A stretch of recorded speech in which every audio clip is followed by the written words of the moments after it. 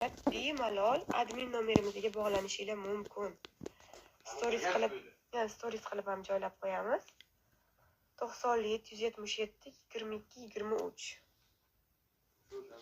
Odam ajratsa kerak-da. Tigritsa qatta odam ajratadi. Televideniyami? Televideniyani bilmadim. Boshqa davlatlarda menimcha borichop chiqishadi, boru. Unaqa qilib chiqma, bunaqa qilib kiyinib kel, yo bunaqa qilib kel stilingni deyishmaydi, borichop chiqishadi. Nabarot, mana misol yoshlar tanilib ketdi. Misol Raufayni eshitganman. Raufay ko'tarilib ketganda,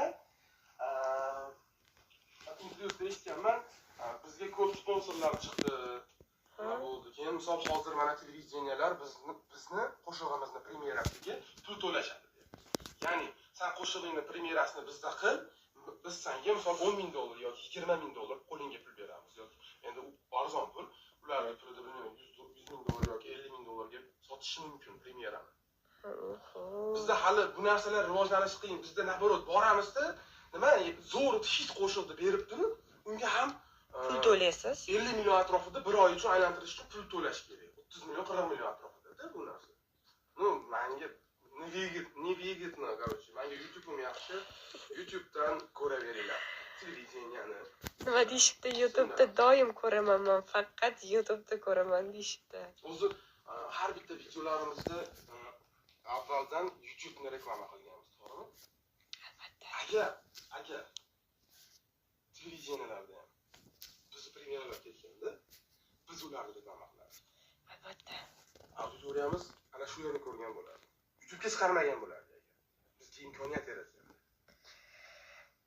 Mayli. Mayli. Konsertda ko'rishguncha. Turkistonlik muxlisjonlarimizni kutib qolamiz. Xorazm 8 TV istiqbolda ham ko'ramiz.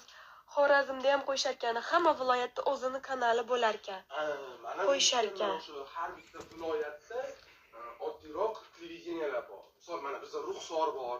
Ruxsorda misol vodiy ko'radi. Xolos. Farg'ona kanali bor. Radiolar bor. Radiolardan qo'shiqlarimiz ketadi. Katta kanallar bilmayman nima qiladi. Mayli. Xudoyimga ming qatla shukr. Lekin birorta joyga borib yalinmaganmiz. Allohimga behisob shukr. Yalintirishli ham qilishmasin.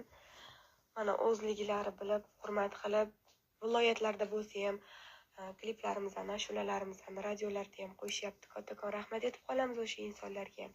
Balkim ko'rar, balkim eshitar, balkim eshitmas.